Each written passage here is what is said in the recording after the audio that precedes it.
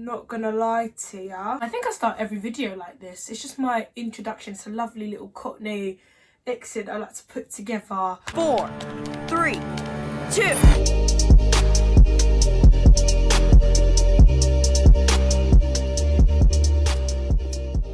You clicked on this video because you want to know the ins and outs of 2023/2024 gap year. Should you take it? I'm going to give you advice. I've got a Q&A at the end of this as well for any like specific questions. Let's go. First things first. Sorry guys, I'm feeling so awkward because I don't usually do sit down videos. Why did I choose to take a gap year? My main reasons as to why I took one was basically, number one, the education system in the UK, they do the most. I'm sorry. There's no need. They put on this persona, this facade that, oh my gosh, once you finish sixth form, college, you're going to uni. You have to go to uni, otherwise you're going to fail, you're going to die, you're going to... No. Babe, no. That's not how it works. I always just knew in my head that uni is a thing, like a place you can go at any age. You can go anytime. What's the rush? I understand that a lot of people feel like, oh, if I don't go now and I take a gap year, I'm never going to go like back to school. That's fine. As for me, I have been doing education for years. It's time for me to take a little break. Alright? I also wanted to save money because for what I want to do, which is, by the way, I'm going to be going to uni in Brighton. It's a drama school this September. I'm studying acting. I knew that that was going to be quite a full-on course, and I knew that I might not be able to have a job at the same time. So I thought, let me take a year out, work full-time, which is what I do at the moment, save up as much money as I can, and then I could have that as a backbone. It gave me more room to definitely think, okay, is acting what I want to do? Like, is it really what I want to do? And I haven't changed my mind this whole year. So, top pros of taking a gap year. I'm going to try and convince everyone to take one. Guys, take a gap year. The pros, like I just mentioned, money saving. Get a job, whether it's part-time, full-time. I would suggest it to be full-time. If it's a monthly basis that you're getting paid, listen, take that money that you get every month and pick a certain amount that you want to put away. Stick to it. You have to stick to it, otherwise it's not going to work. Me personally, I am putting away half my paycheck because I need this money. Every month you'll watch it increase, and it's another sense of gratification. Like, you'll be fine. Another pro, friendships gained and lost. Yeah. Friendships gained and lost. From having a new job, obviously I've met so many other people, and I came to realize that there's actually more to life than school. Like, there's more people in this world than school.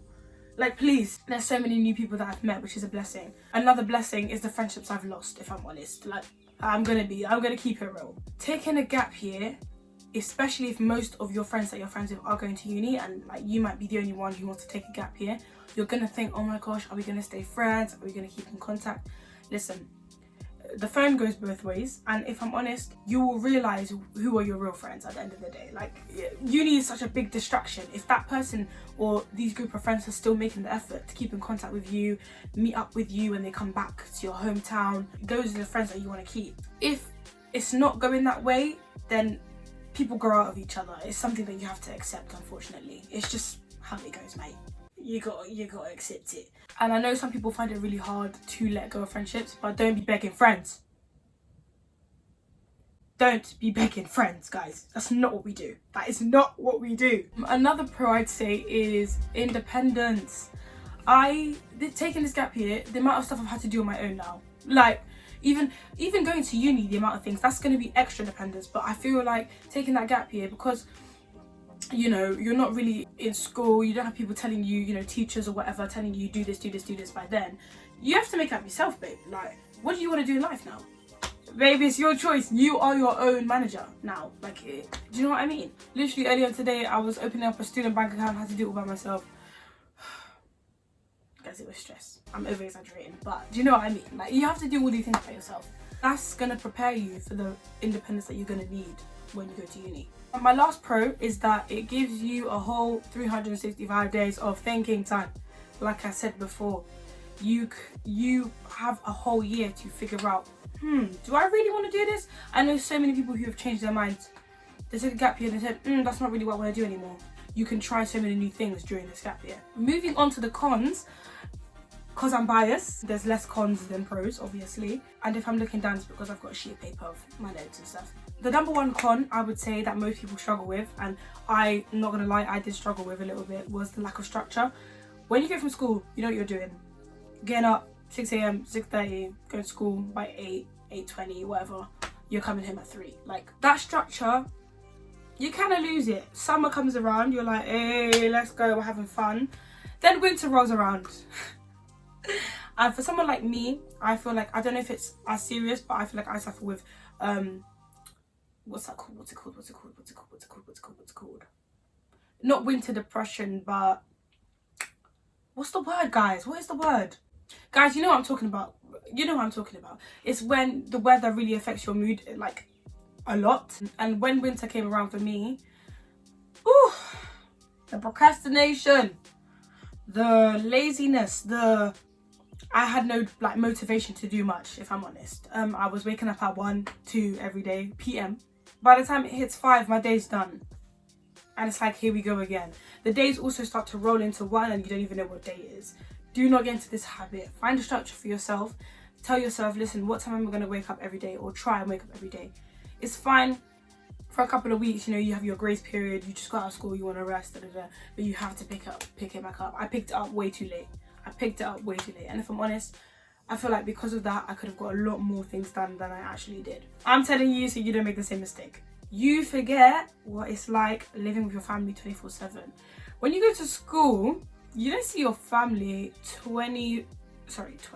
You don't see your family for like a good 6, 7, 8 hours of the day. And especially as you're growing up and you're getting more independent, for me personally, I was like, did I want to take this gap year? Should I have just left? That's one thing, I'm sorry, you have to deal with it. Maybe you're not paying the bills. Like, if you're not paying the bills, you have to find it, mate. You have to find it. And to be honest, it's only a year. It's not for long. I'm literally moving out in 5 months now, 5, 6 months now. Like, it's not for long. Moving on to my Q&A. I posted an Instagram post on my Instagram story. I posted an Instagram post on my Instagram story asking if there's one thing you'd want to know about the topic of taking a gap year, what would it be? And loads of you actually responded.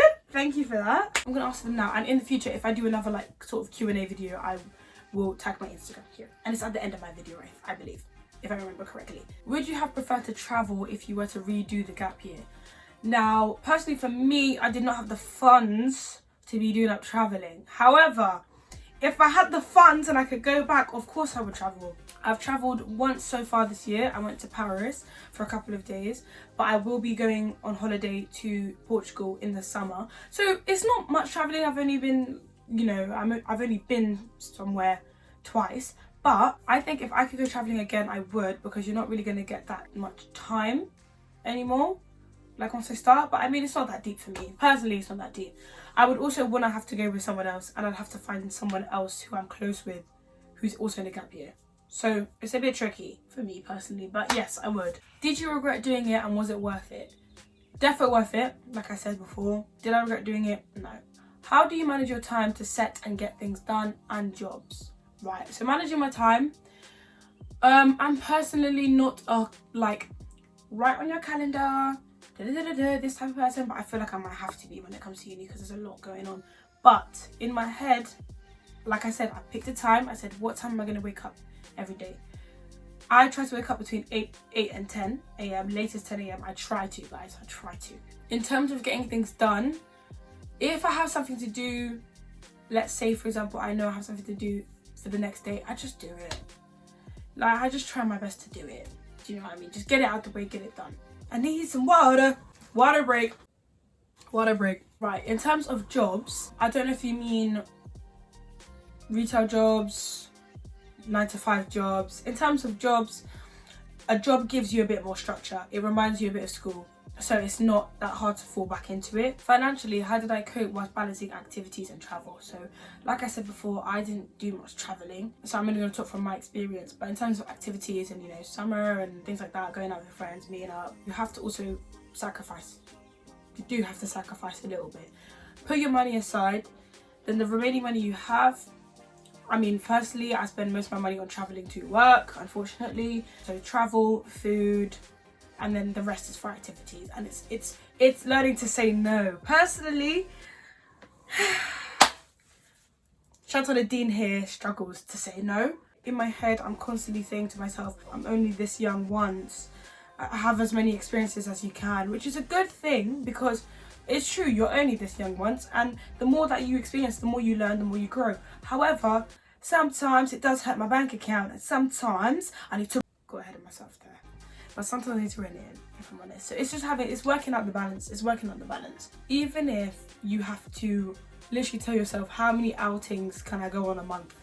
And then say no if you get invited somewhere else. You know, it's finding your balance. How did you not go crazy working full time? Water break. Funny you ask that. Funny you ask that. I'm not going crazy because it's not that bad, because I'm used to it now, going to work every day. But I do say to myself, I'm just there all the time. It's mentally and physically draining sometimes. It really is. I'm just like, bro, sometimes when I get my day off, literally today is my day off. When I have my day off, I'm like, wow, like I've actually woken up to the sun rising. I've managed to play my music in the morning to really settle into the day. My mum literally always tells me it's temporary. Chantel, is temporary. That's what I have to tell myself. Think about the money. Think about the fact that once this year is over, you can do what you want. You can do what you want. That responsibility of having to work mostly is gone. And that's how I cope. Were your parents encouraging or were they against it? Personally, mine let me do what I needed to do, which is very fortunate because I know that in a lot of cultures and a lot of other people in general, it's not the case. A lot of, especially ethnic minority parents, they like to send their children straight to university. Like, that's the way it has to be. And if I'm honest, I think that stems from because a lot of them didn't get the opportunity to go, so they're like, you're my child, you're going. However, sometimes you have to put your foot down. What the hell was that? I'm sorry. If you don't have freedom, take it. If you don't have freedom, take it. I don't know how else to say that. I'm not suggesting anything. But you need some sort of freedom, mate. Personally, yeah, my parents were fine with it. They just made sure that I knew what I wanted to do and I had a plan in terms of the gap year, and they were fine with it. So honestly, good luck in that aspect. Have you ever felt like you're getting left behind? Personally, only at the beginning. So during Freshers Week, during, the very beginning, everything's so exciting. Obviously, I was FaceTiming my friends, like they were showing me their accommodations and stuff like that. Like, it was really fun. I was like, I kind of want to go now. Do you know what I mean? Like, seeing my friends party and stuff. But not gonna lie to you, every single friend that I have who has gone to uni straight away has told me, babe, once it hits November to January, uni is dead. It's boring. Like, all that stuff depletes so fast. Then uni turns into university. All these feelings that you think you're going to be feeling, they're going to be temporary. I promise you, they're going to go. And you realise that everyone has their own life and you have your own. And you know what, everyone has a different path. Also, some of my friends did tell me that like people on their course are like 27, 25, 22, 19. The ages are, I'm 19 by the way, but the ages are completely all different. So it also gives you that reassurance that, okay, when you go, you're not just going to be with youngers. Like, it's not going to be just all 18-year-olds, and it will be all ages. You will find your friends. And I think the last question is, what are some things that you learned about yourself? Now, I came up with 3 top things that I learned about myself this year. Number 1, I'm impatient. I'm going to be honest here. I like doing sometimes the least work to get the most out of everything. Like, I'm sorry, that's just not how it's going to happen. Sometimes I think to myself, oh my gosh, why is this not happening for me yet? Why is this not happening? Because you're not doing it enough. Like, really, like, come on now, you're not doing it enough. You have to be a little bit hard on yourself when it comes to that, because no one else is going to do it but you if you want to be successful. Number 2, I really like my own space. I think that does link in with the fact that I've been living in my family home, but hey, this room that you're seeing right now is safe haven. And my last and most important thing that I've learned about myself: the early bird gets the worm. I woke up at 10 a.m. today. It's currently 3 p.m. and I'm filming this video. I've done like 4 or 5 tasks before this already, and it's only 3 p.m. Me at the beginning of this year, I would have completed 1 by this time. The early bird gets the worm, bro. And 10 a.m. ain't even that early. Imagine if I was waking up at 8, 7 even, 6:30, you're doing too much. But trust me, the early bird gets the worm. And if I'm honest, that's all I've got for you today. If you guys have any other questions or anything, just drop them below and I'll answer them. At the end of the day, guys, if you want to take a gap year, take one. If you don't, you don't. It's really up to you. Everyone has their own path, and I think at the end of the day, whatever you decide to do, it will work out for you. That's all the advice I have today, guys. I really hope you enjoyed the video. Remember, subscribe if you like this video. Okay, bye. Later, bitches.